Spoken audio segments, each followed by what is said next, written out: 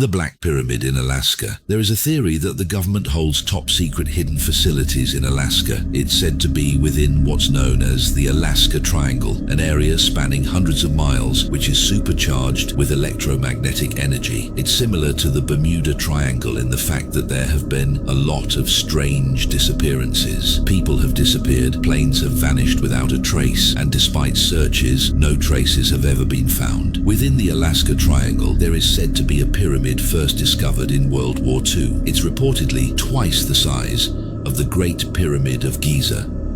The Black Pyramid is buried deep underground in the Alaskan wilderness, somewhere between Nome and Mount McKinley. Apparently it's guarded by the US military. Speculation on who built the pyramid has brought most researchers to the conclusion that this was created by a lost ancient civilization. It's all just a theory, but the evidence is very convincing.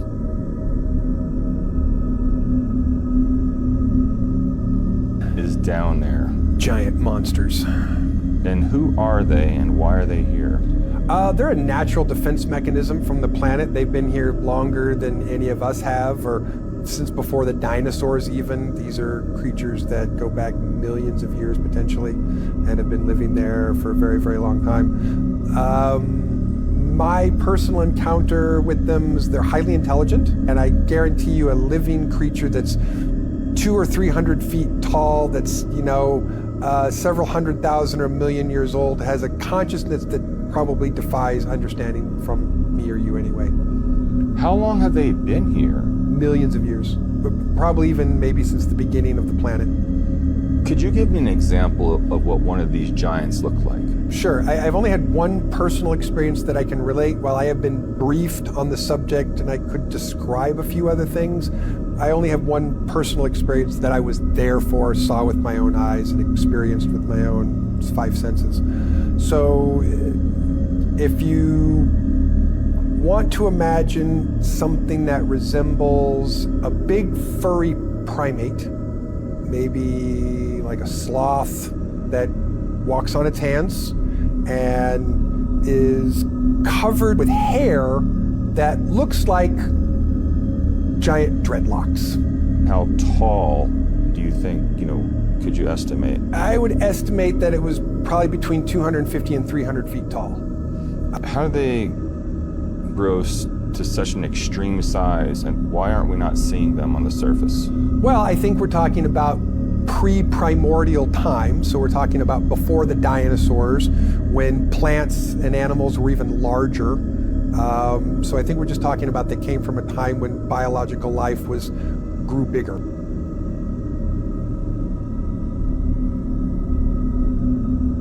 The Tartaria theory suggests that an ancient and advanced civilization called Tartaria was deliberately erased from history.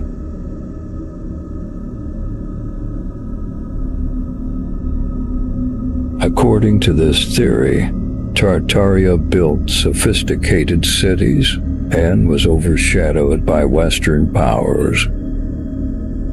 However, most historians reject this theory due to a lack of concrete evidence and its primarily internet-based origins. Supporters continue to debate that the Tartaria theory remains controversial.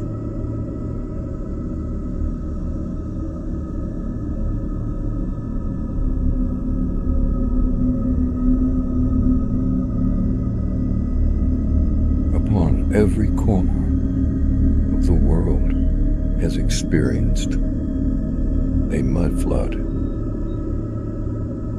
an event that buries first floors, and it doesn't come from the sky. The Mississippi mud flood event was from the 1811-1812 New Madrid earthquakes, causing the Mississippi River to run backwards for 3 days.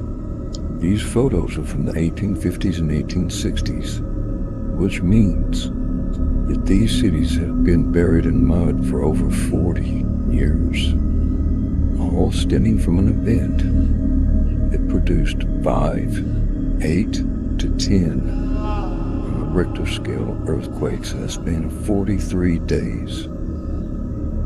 And it is very rarely discussed.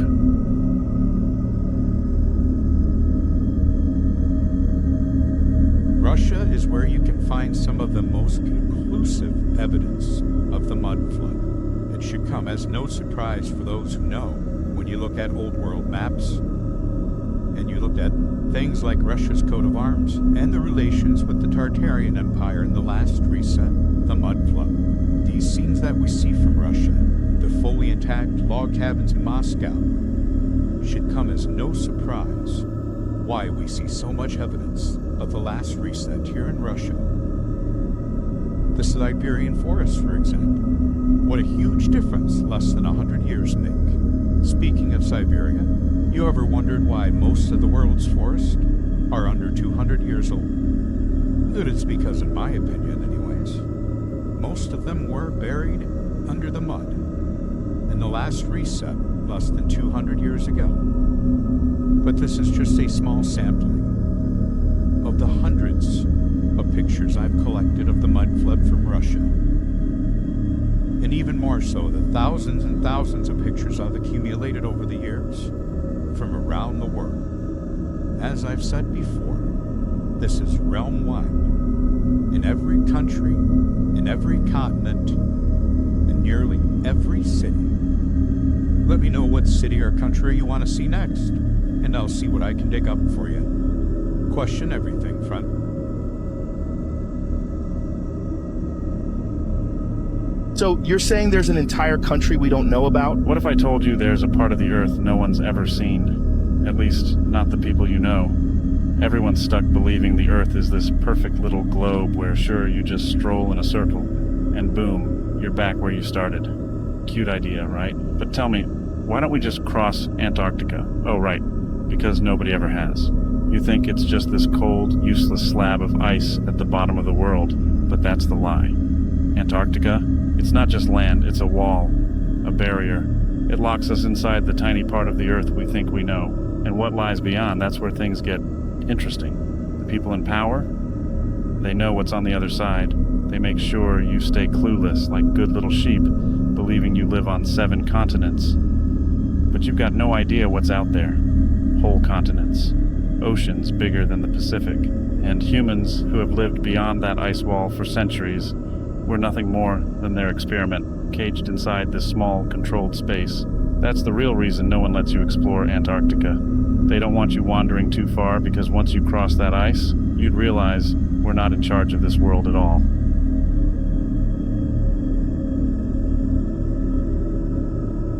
What was a conspiracy theory which turned out to be true? That was Operation Northwoods, the American military's secret plan to launch false flag attacks against other Americans in order to justify a full-scale invasion of Cuba. 1959, Fidel Castro turned Cuba into a communist dictatorship. Understandably concerned by a pro-Soviet communist country a few miles off its shore, the Joint Chiefs of Staff, led by General Lyman Lemnitzer, came up with a series of ideas for the president that would bring down Castro. These included creating a terror campaign in Florida that could be blamed on the Cubans. Another plan was to stage an attack on Cuban refugees fleeing to the US, whether real or simulated, as well as staging an attack on a US Navy base and even blowing up a ship in Guantanamo Bay. However, President Kennedy was not impressed and rejected the plan outright. He would go on to remove Lemnitzer from his position as chairman of the Joint Chiefs, and this would not be the last time that Kennedy clashed with his generals. During the Cuban Missile Crisis, he resisted calls for an invasion of Cuba, and using a blockade and diplomacy, he prevented World War III.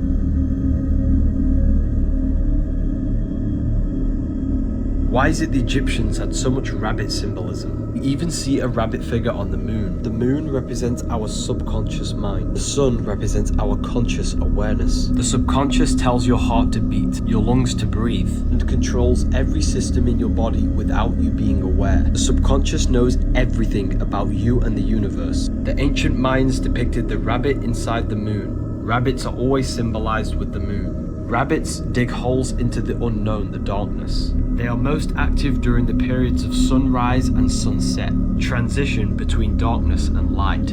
The ancients depicted rabbits because it's symbolic. of spiritually awakened people who enter their subconscious mind and explore deeper layers of their consciousness. Just like rabbits enter the void, you can enter the void, which is your subconscious mind. You do this by putting yourself in a trance. Wear a pair of headphones and place one frequency in this ear and a different frequency in the other ear. Place all of your attention on one sound of that frequency. If you do this long enough, you'll be in a sleepy trance. You know when you're just about to fall asleep and you're half in, half out? You're dwelling between the conscious and the subconscious mind. And if you can stay in this midpoint, this is the state where you can gain mystical experiences and unlock deeper layers of your consciousness, out-of-body experiences, and lucid dreams. The rabbit represents the explorer of consciousness.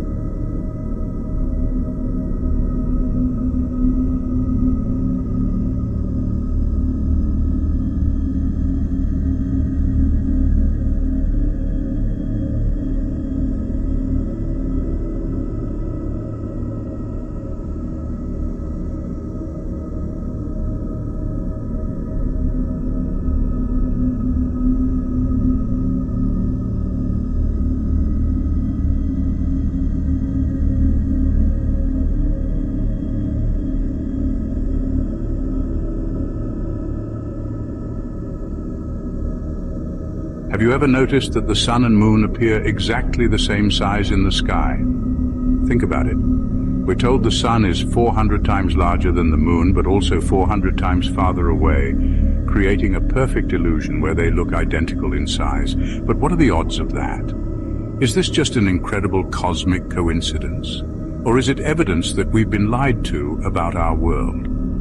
According to mainstream science, the sun is 93 million miles away and a massive 865,000 miles in diameter, while the moon is only 2,159 miles wide and just 238,000 miles away. They claim that these two celestial bodies are so perfectly proportioned that they just happen to look the same size from Earth. But here's the problem: there is zero scientific reason why this should happen. Why would we just happen to be positioned in the exact spot where this illusion works? And if the sun is really that gigantic and distant, why does it appear small and local in time-lapse videos and real-world observations? Even more suspicious, the moon and sun follow nearly identical paths in the sky, staying in close alignment throughout the year. If they were really different sizes and distances, their movements should be completely different. Instead, they behave as if they are part of the same localized system. Let's break this down with real-world evidence. Perfect eclipses. The only reason we can even have a total solar eclipse is because the sun and moon appear the same size. If their proportions were even slightly off, eclipses wouldn't be possible. Personal observations watch the sun and moon rise and set. They move across the sky at similar speeds and stay the same apparent size all day. That wouldn't happen if one were 400 times bigger and farther away than the other. If the sun were really 93 million miles away, it should shift positions dramatically when viewed from different parts of Earth, but it doesn't. Instead, it behaves as if it's much closer. And here's something strange. Why do we never see the dark side of the moon? It's supposedly rotating, yet we always see the same face. Could it be that the moon is actually something entirely different than what we've been told? Try this experiment yourself. Cover a streetlight with your thumb, then walk away. As you move back, your thumb no longer covers the light. That's perspective. Now ask yourself, if the sun is 400 times bigger than the moon, how does the moon perfectly cover it during an eclipse? The math doesn't add up. The only logical explanation is that the sun and moon are much closer and smaller than we're told. This is for entertainment purposes.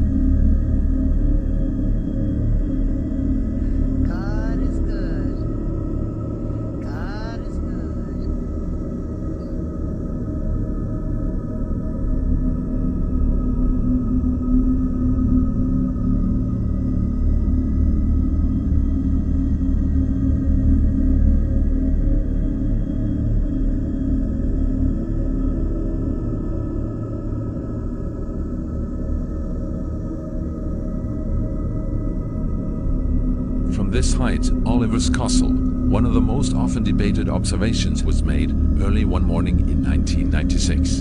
A young man who had spent the night here and had brought a video camera with him was woken during early dawn by a humming sound.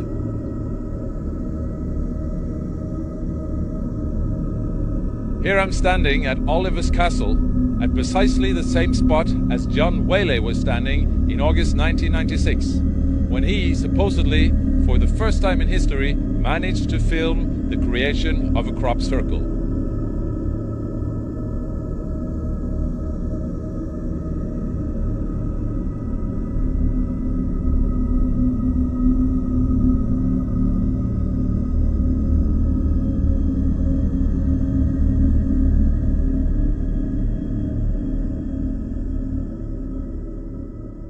That the crop circle was not here on the previous day but had appeared on the following morning was a fact.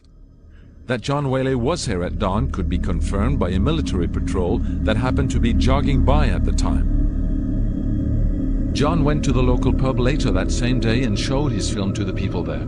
Even so, many believe that he had managed to manipulate the film with computer animation in the meantime, something that computer animation experts doubt.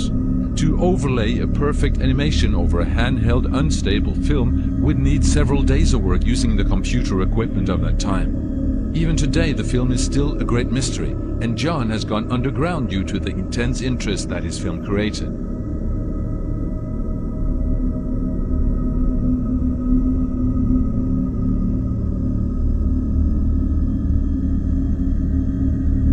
This is what they don't tell you. Stonehenge isn't just an ancient monument, it's a complex device built by an advanced civilization. But that's not even the craziest part. In ancient texts, there are cryptic references to Stonehenge's true purpose, saying, "The stones harness the power of the cosmos." Stonehenge was constructed over 4,000 years ago, so what kind of power does it harness? This is where things get scary. In recently uncovered ancient manuscripts, it's said that Stonehenge wasn't merely a ceremonial site, but an energy device created by an advanced civilization known as the Anunnaki.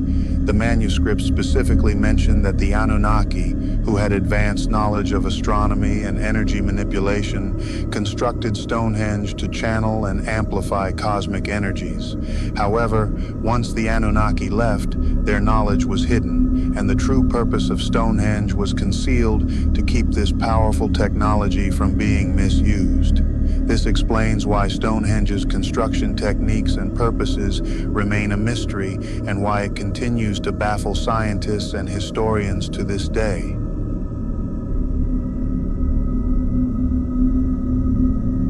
Why isn't this taught in schools? Our entire history and future are influenced by ancient cycles that repeat every 10,000 years. A cosmic clock ticking away through the ages, marking the rise and fall of civilizations. It's called the zodiac cycle. This cycle is divided into astrological ages, each lasting 2160 years. In our current period, we are transitioning from the age of Pisces to the age of Aquarius. This shift brings about profound changes in human consciousness and societal structures. Every 10,000 years, cataclysmic events occur. Floods, ice ages, and meteor impacts reset our world. Many ancient texts and archaeological evidence from sites like Göbekli Tepe point to advanced civilizations existing long before our recorded history. These civilizations knew about these cycles and left us clues. The ancients believed that as we move through these cycles, our collective consciousness evolves. Each age has its own energy and lessons. For instance, the age of Pisces was marked by themes of belief and religion, whereas the age of Aquarius promises innovation, technology, and a new understanding of our universe.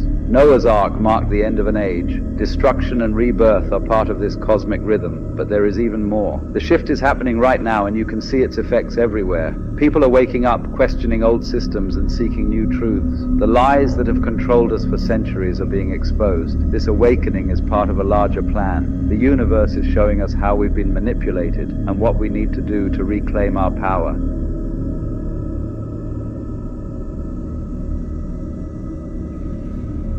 Okay, we're back. There's now 5.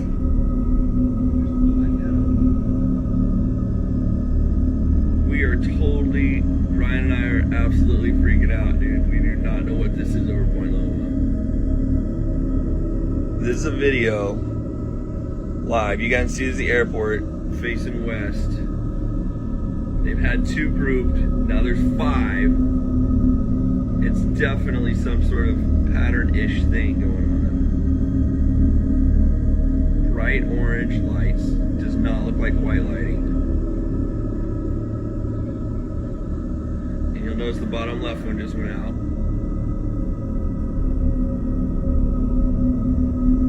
You can see up in the top right of the screen there's a plane flying. That's clearly a plane.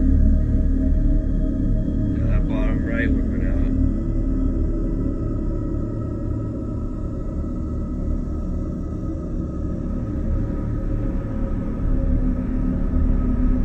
What's weird is they're so static, dude. I mean, could they be drones with super bright lights on them?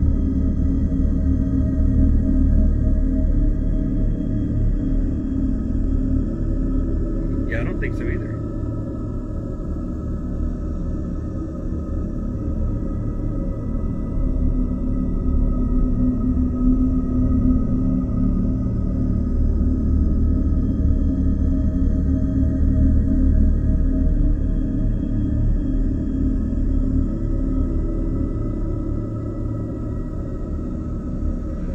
Definitely pulsating light.